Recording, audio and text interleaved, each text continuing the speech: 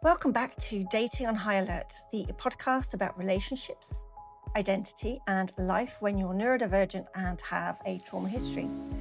I'm Ilja Abbattista, trauma-informed coach, speaker, AuDHD woman, survivor, and somebody who speaks entirely from the inside.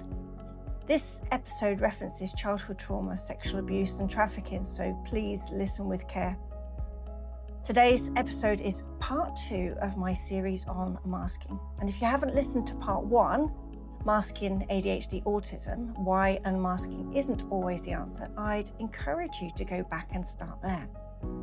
This episode builds directly on that foundation, and if you're joining me for the first time, I'll give you enough context to follow along. In part 1, I argued that the exhaustion we attribute to masking isn't actually the mask's fault.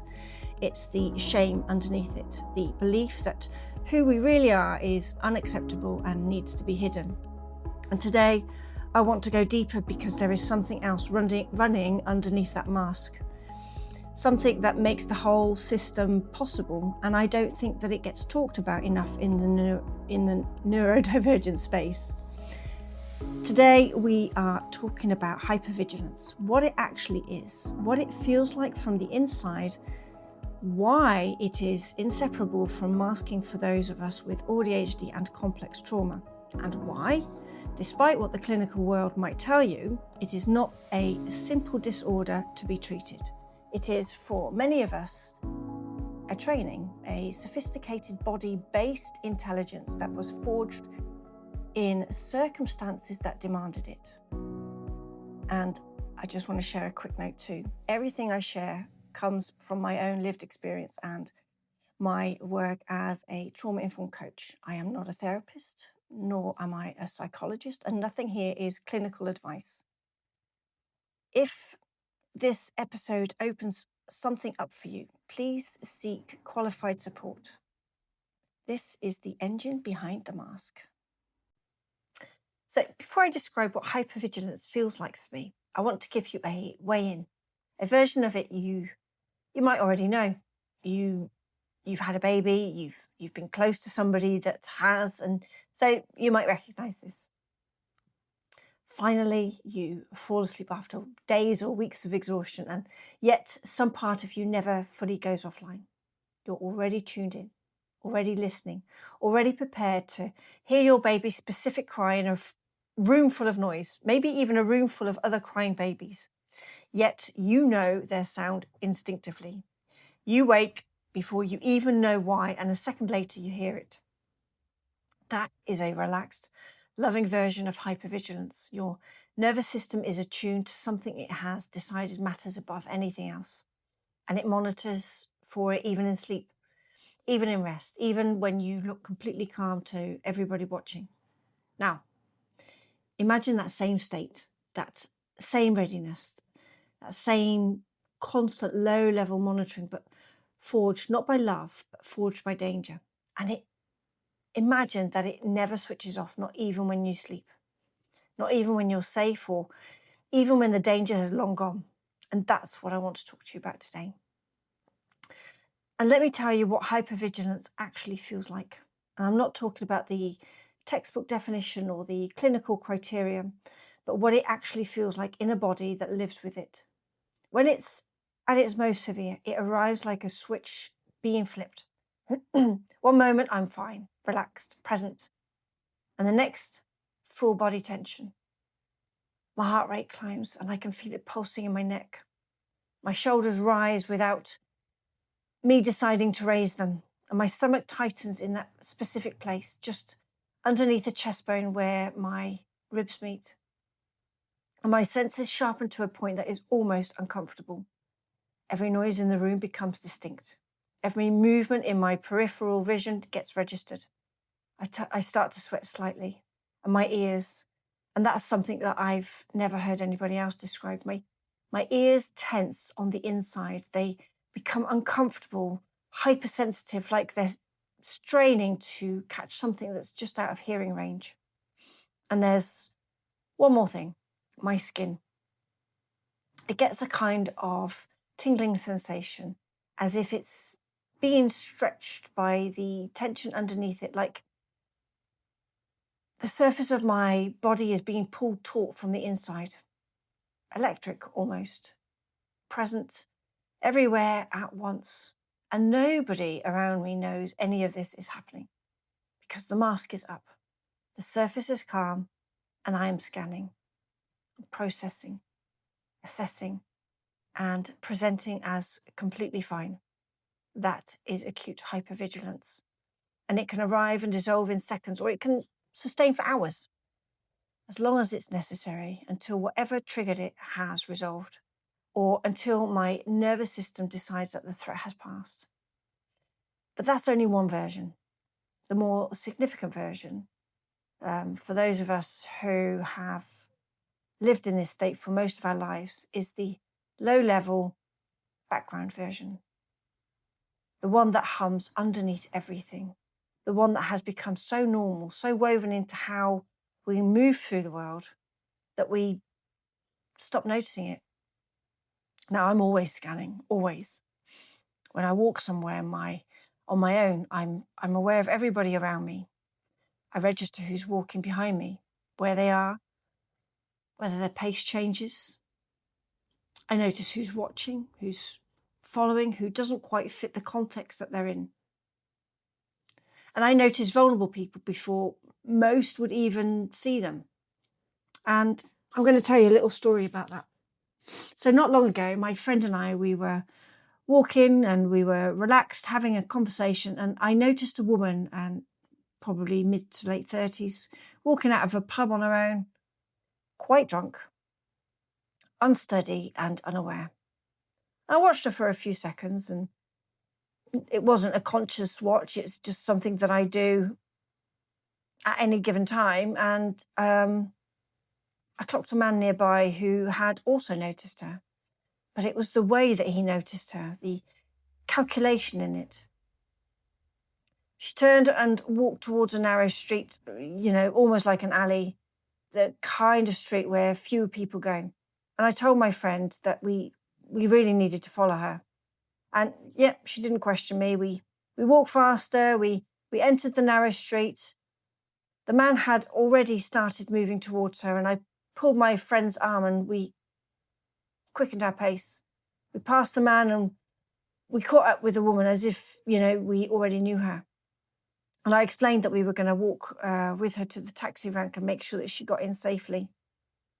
And at that moment, the man turned around and left. And my friend was amazed, grateful. And she told me that she would never noticed any of it. Not the woman, not the man, not the threat, not the window closing in around that woman. And I noticed it in seconds and I acted without hesitation. That is hypervigilance as a superpower. And I want you to sit with that for a moment, because that woman got home safely that night. In part because my nervous system never fully switches off, because decades of living on high alert gave me a pattern recognition that most people will never develop. This is not a disorder. This is a skill forged in fire. And I want to pause here because I think I may know what some of you are thinking. Because for most of my life, I didn't call what I just described hypervigilance. I called it paranoia. And that was the word that I used for myself. That was sometimes the word that other people used for me. Too suspicious. Too alert. Seeing things that weren't there. Reading too much into situations. Overreacting. Now, I want to challenge that directly and firmly, because paranoia, clinically, actually, is a false belief in threat that doesn't exist. It is a perception of danger that is not grounded in reality. It is the nervous system firing at shadows. Now, what I described to you a moment ago, that was not that. That man in the narrow street was real. His intention was real. The window closing around that woman was real. My read of that situation was accurate, and she got home safely. That's not paranoia. That is pattern recognition operating at a level that most people never develop. And I think that distinction matters enormously, because the word paranoia carries shame with it, or you might describe it as a different feeling. It implies that you are irrational, that your perception cannot be trusted, that the problem is your mind, not the world, that you're broken in a way that makes you see danger where none exists.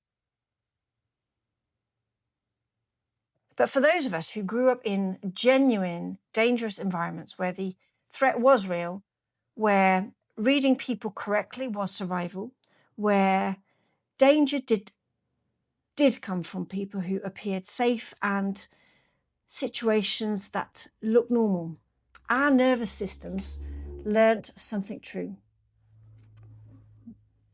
not something distorted. We learned that danger is real, that it can arrive without warning, that it often wears a familiar face, and that the safest thing is to stay alert. And that learning was correct. It was appropriate to the environment that we were in. The problem is not that we learnt it.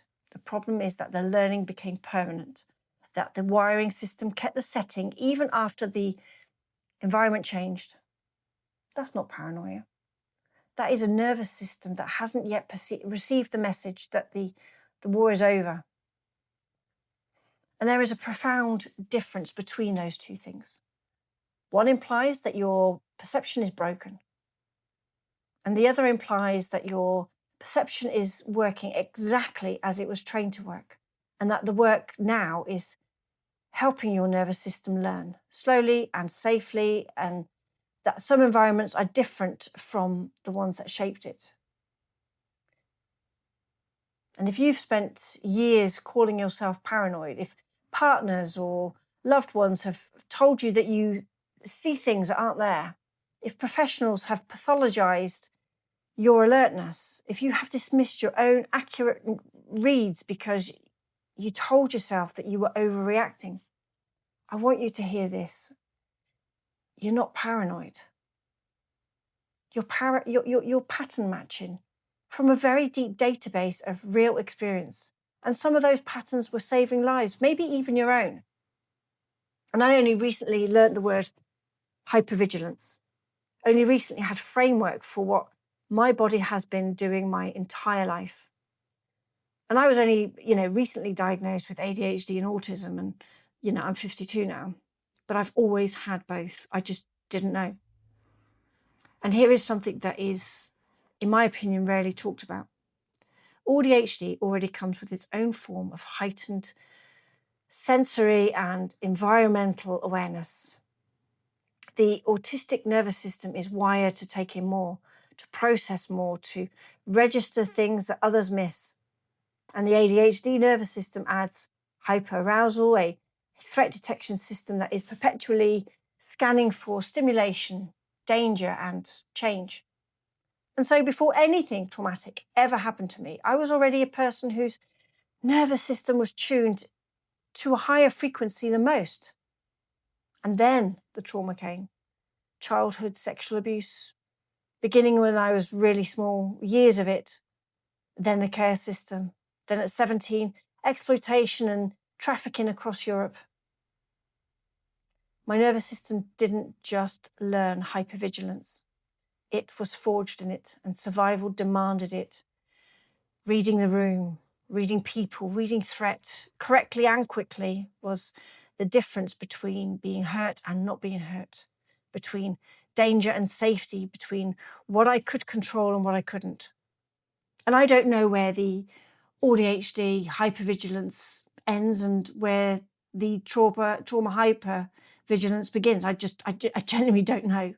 And I think for many of us sitting at this intersection, AuDHD with complex trauma, that distinction may be almost impossible to make, because the two systems have been running together for so long, reinforcing each other, that they have become one. And I think that distinction matters clinically, and I think that means those of us at this intersection are not simply people with two conditions that happen to co-occur. We are people whose neurological wiring and traumatic experience have fused into something that current research has not yet fully described.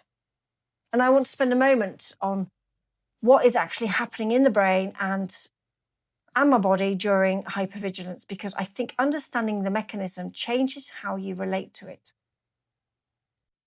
When your nervous system perceives threat, real or anticipated, your amygdala, the brain's alarm system, activates. It triggers a cascade of physiological responses.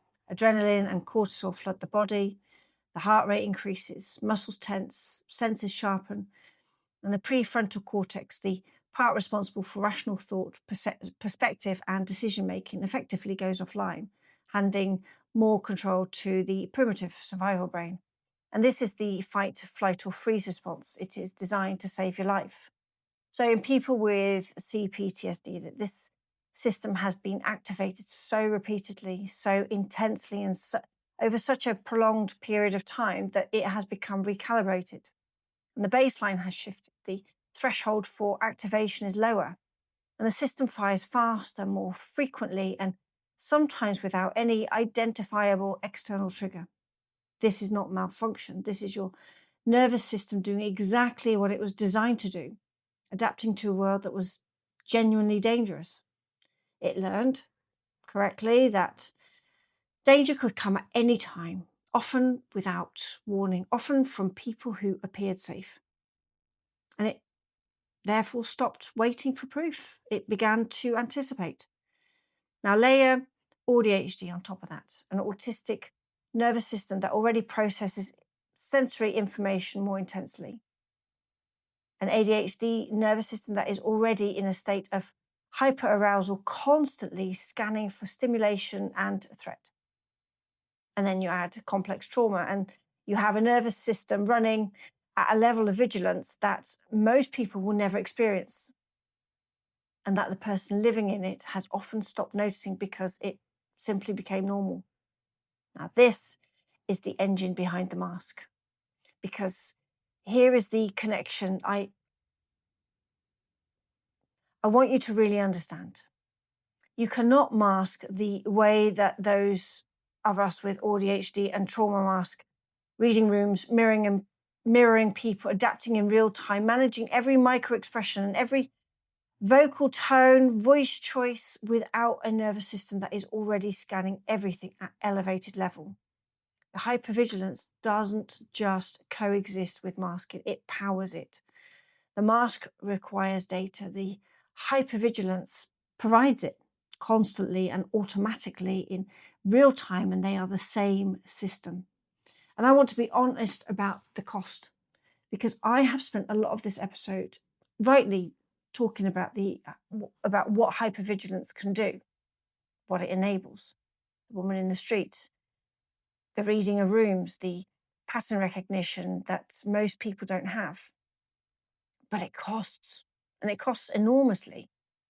Living in a state of elevated vigilance, even at low level background version, is metabolically and neurologically expensive.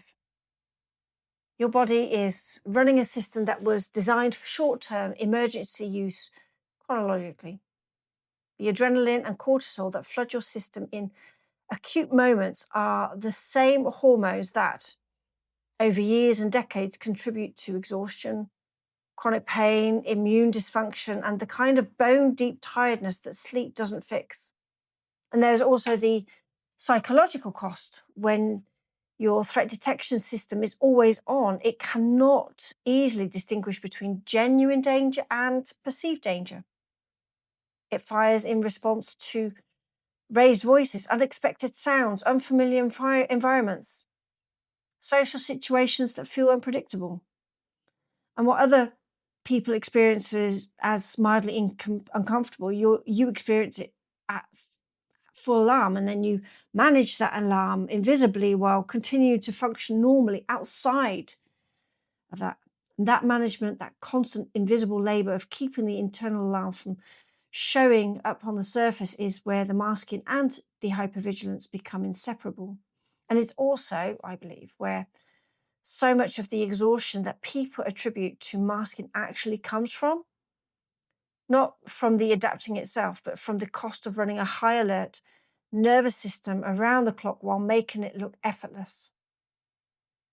And then there is the something more subtler, a cost that harder to name. When you have lived in hypervigilance long enough, you begin to distrust calm. Safety can feel more threatening than threat, because at least when there is threat, the system knows what to do. Calm is unpredictable. Calm might be the moment before something bad happens. And so the nervous system, even in genuinely safe moments, will keep scanning, keeps waiting, keeps the engine running. And I recognized this in myself not long ago, the realization that I don't fully know what it feels like to be unguarded. That even in relationships where I am loved and safe, there is a part of my nervous system that remains at the door, watching, just in case. And that is the cost that nobody really talks about. And there is a question that I get asked, and I've even asked it myself, about whether the hypervigilance that comes from being AuDHD is a different thing from the hypervigilance that comes from trauma. And the clinical answer would distinguish them. The AuDHD hypervigilance is neurological. It comes from a nervous system wired to process more, scan more, register more. It's present from birth. Trauma hypervigilance is acquired. It develops in a response to repeated threat, reshaping the nervous system over time. But here is my honest answer. I was diagnosed with ADHD at 51 and autism at 52. I have always had both. I generally don't know what my nervous system would feel like without the trauma layer, because never experienced it in that way. And the two have been running together since before I had words for either of them. And I think for many of us at this intersection, that is the reality. The AuDHD nervous system was already heightened. The trauma nervous system built on top of it, amplified it, gave it new and more specific triggers, and fused with it so completely that unpicking them feels almost beside the point. And what matters more, I think, is this: both are real. Both are intelligent responses to lived experience.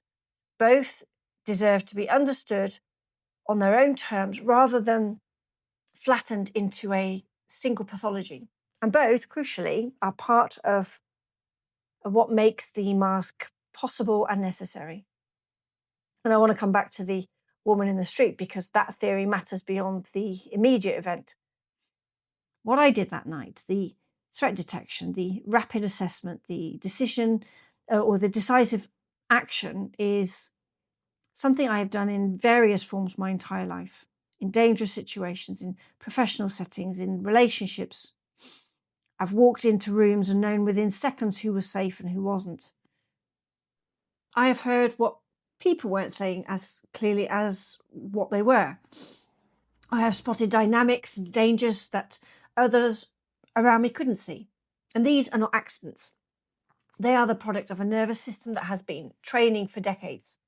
And I sit on lived experience panels, and I facilitate and co-facilitate trainings for survivors and professionals. I'm part of a development program with a charity, which is amazing. And I always advocate for neurodiversity within the modern slavery and human trafficking sector. I do this work partly because I am passionate about it, but also I do it because my hypervigilant nervous system makes me extraordinarily good at it. And I'm obviously not alone in this. And I can sit in a room full of professionals and know immediately who truly understands survivor experience and who is performing that understanding. I can sit with a survivor and know what they're not saying, what they need, and what would help and what would do harm. And I can walk into a space and assess its safety emotionally, rationally, physically in seconds.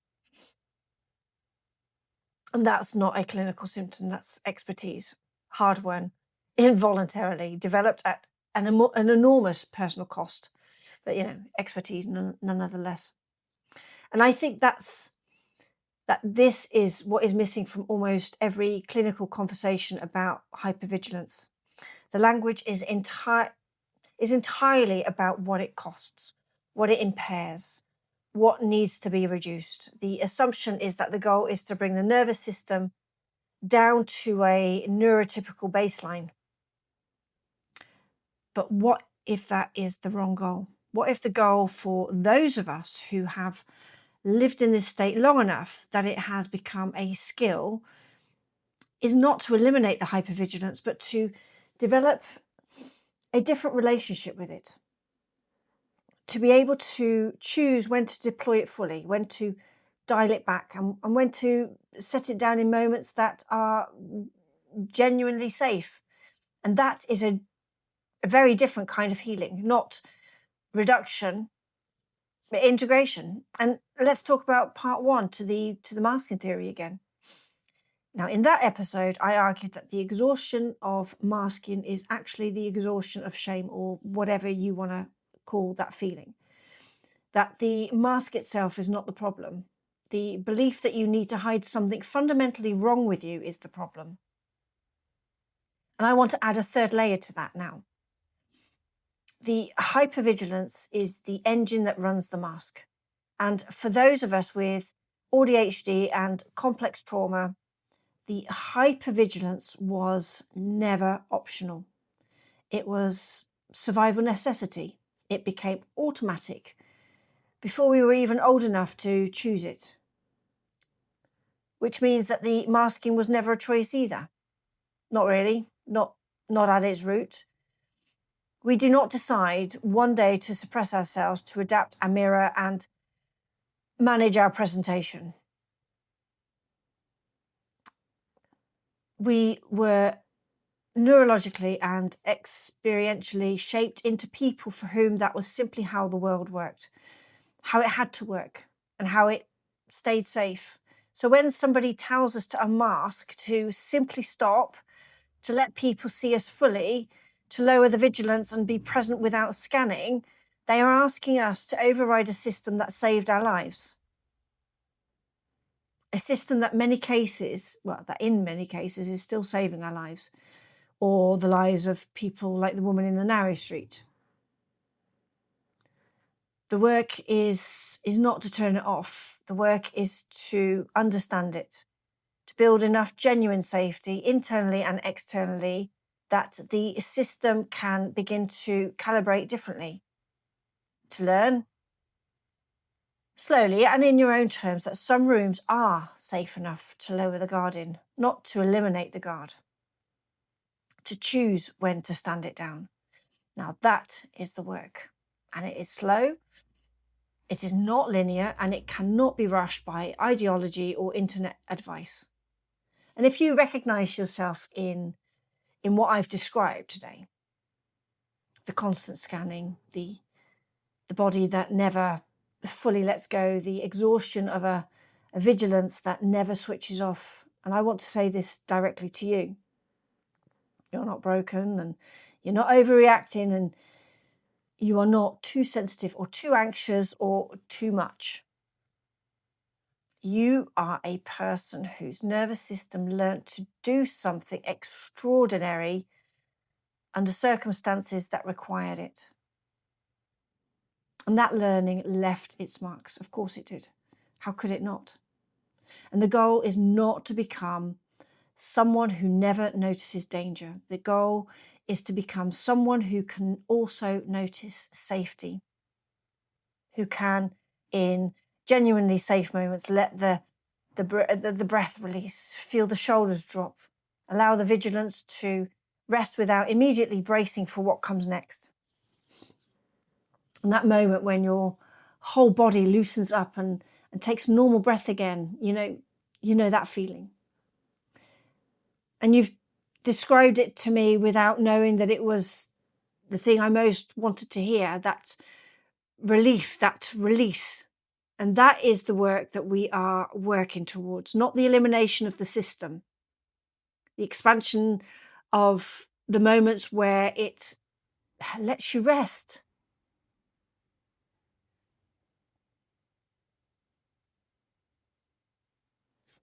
In part 1, I said the mask didn't break me, the shame did. In part 2, I want to add, the hypervigilance didn't break me either, it trained me. And I am still learning what to do with that training now that I am, in many ways, finally safe. How to honour what it cost, how to use what it gave me, how to let it rest when the room is genuinely safe enough.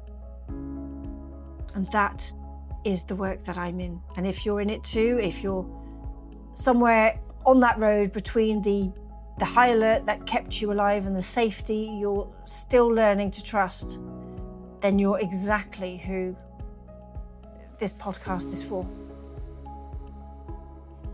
Now, I'd love to know what this brought up for you. I'd love for you to come and find me, and if you want to go deeper, into the shame, into the mask, the hypervigilance, or the identity that sits underneath all of it, that's the work that I also do, one-to-one, and through the Dear Ilja voice note service. There's no agenda, there's just real support from somebody who genuinely gets it. And further information you'll find at iljaabbattista.co.uk, and links, of course, are in the show notes, as are notes to find resources that might be of benefit to you. Now, if you are a clinician, researcher, or a professional who wants to push back on any of this or build on it, I genuinely want to have that conversation with you. Come and find me, privately or publicly, but I would love for our community to hear it, because I think they deserve it. And of course, I want you to take care of yourself, and I will see you in part 3. So as always, until next spiral.